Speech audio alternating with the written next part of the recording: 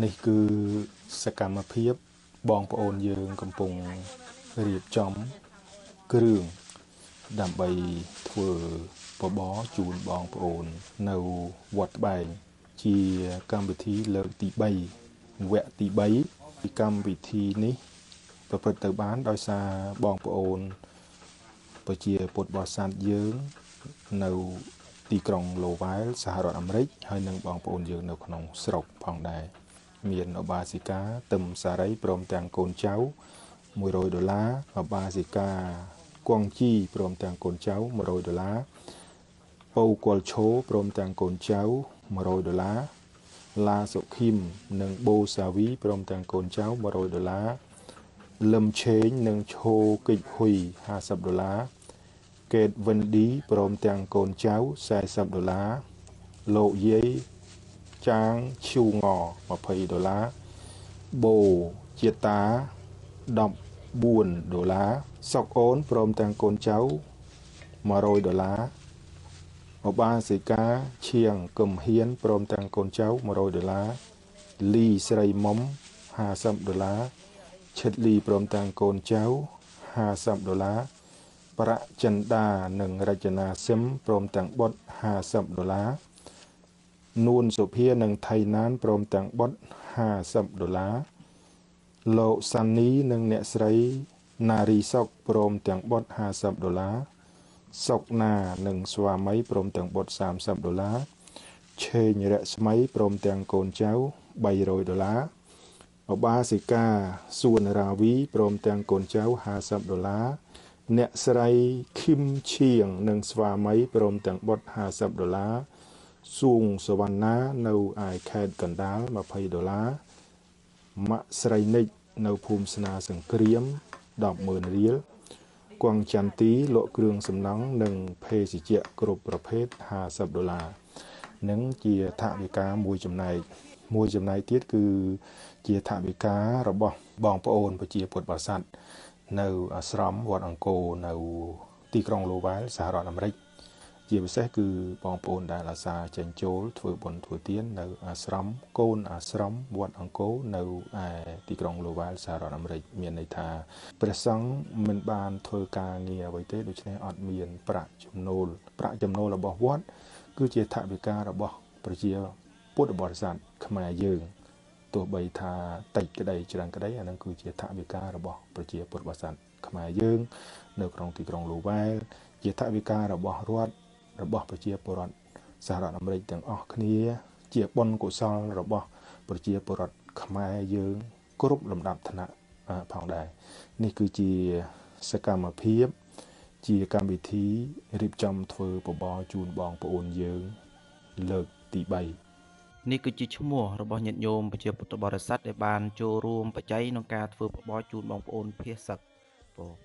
ទី1គឺឧបាសិកាទឹមសារីព្រមទាំងកូនចៅ$100ឧបាសិកាកងជីព្រមទាំងកូនចៅ$100ពៅកុលឈោព្រមទាំងកូនចៅ$100ញោមឡាសុខីមនិងបូសាវីព្រមទាំងកូនចៅ$100លឹមឆេងនិងឈោកិច្ចហ៊ុយ$50កេតវិនឌីព្រមទាំងកូនចៅ$40លោកយាយចាងឈៀវង$20បូជាតា$14សុកអូនព្រមទាំងកូនចៅ$100ឧបាសិកាឈៀងគំហ៊ានព្រមទាំងកូនចៅ$100លីស្រីមុំ$50ឈិតលីព្រមទាំងកូនចៅ$50ប្រាក់ចិន្តានិងរចនាសឹម$50នូនសុភានិងថៃណានព្រមទាំងបុត្រ$50លោកសានីនិងអ្នកស្រីណារីសុកព្រមទាំងបុត្រ$50សុកណានិងស្វាមីព្រមទាំងបុត្រ$30អ្នកស្រីឆេងរស្មីព្រមទាំងកូនចៅ$300ឧបាសិកាសួនរាវីព្រមទាំងកូនចៅ$50អ្នកស្រីឃីមឈៀងនិងស្វាមីព្រមទាំងបុត្រ$50សួនសវណ្ណានៅខេត្តកណ្ដាល$20ម៉ាក់ស្រីនិចនៅភូមិស្នាសង្គ្រាម$10,000រៀលកងចន្ទីមានលក់គ្រឿងសំណង់និងភេសជ្ជៈគ្រប់មុខ$50បានពោជំនាន់ពោញាតិញោមពុទ្ធបរិស័ទខាងក្រោយអាត្មានេះគឺរូបភាពបងប្អូនញាតិញោមពុទ្ធបរិស័ទដែលជាក្រុមការងារធ្វើបបរគ្រឿងដើម្បីចែកជូនដល់បងប្អូនថ្ងៃនេះដែរគឺថ្ងៃ ទី30ធ្នូឆ្នាំ2025អាត្មាភាពបានធ្វើដំណើរមកដល់វត្តត្បែងនៅភូមិវត្តស្រុកបន្ទាយស្រីខេត្តសៀមរាបគឺដូចជាញាតិញោមបានឃើញហើយបងគឺក្រុមការងារស្រស់ស្រាំនោះនោះដែរអាត្មាភាពក៏សូមថ្លែងអំណរអគុណដល់ញាតិញោមពុទ្ធបរិស័ទដែលរស់នៅក្នុងប្រទេសក្តីរស់នៅក្រៅប្រទេសក្តីដែលបានចូលរួមបច្ច័យក្នុងការធ្វើបបរចិត្តហើយអាត្មាភាពសូមអរគុណបងសូមជូនពរញោមឲ្យជួបប្រទះនៅពុទ្ធពរទាំងឡាយគឺអាយុវណ្ណៈសុខៈពលៈក៏បានគ្លៀងគ្លាតឡើយញាតិញោមពុទ្ធបរិស័ទទាំងឡាយធ្វើបបរគ្រឿងនេះគឺបានគេនប្រសង់លោកឆាន់ញាតិញោមដូចបានឃើញស្រាប់ហើយគឺប្រសង់មានជាច្រើនអង្គ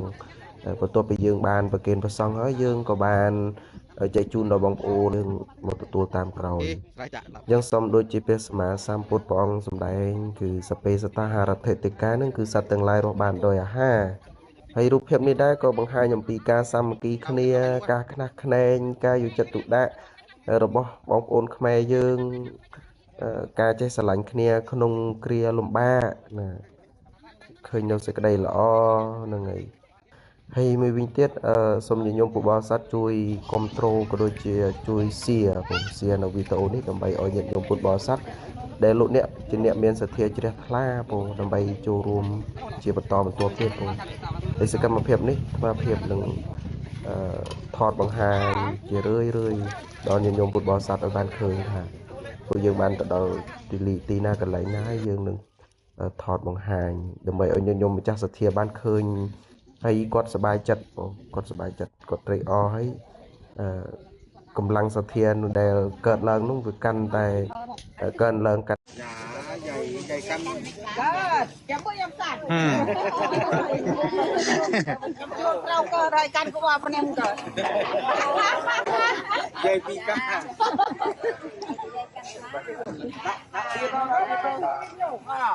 ទេ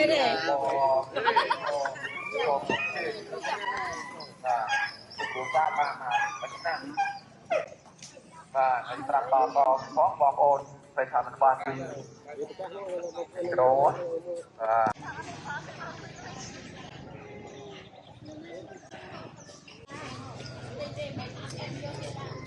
Nó hình vậy đẹp vào cái vậy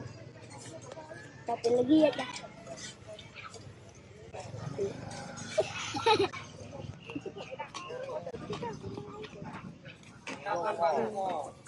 Lo đại sao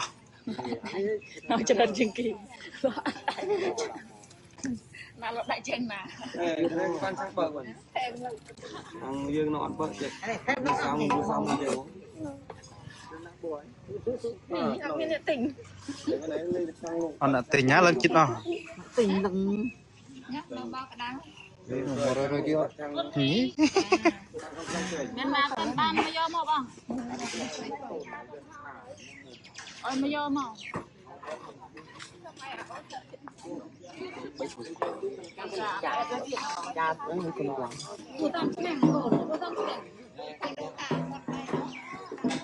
ông chơi mà cái đấy thôi cái đá cái đấy mà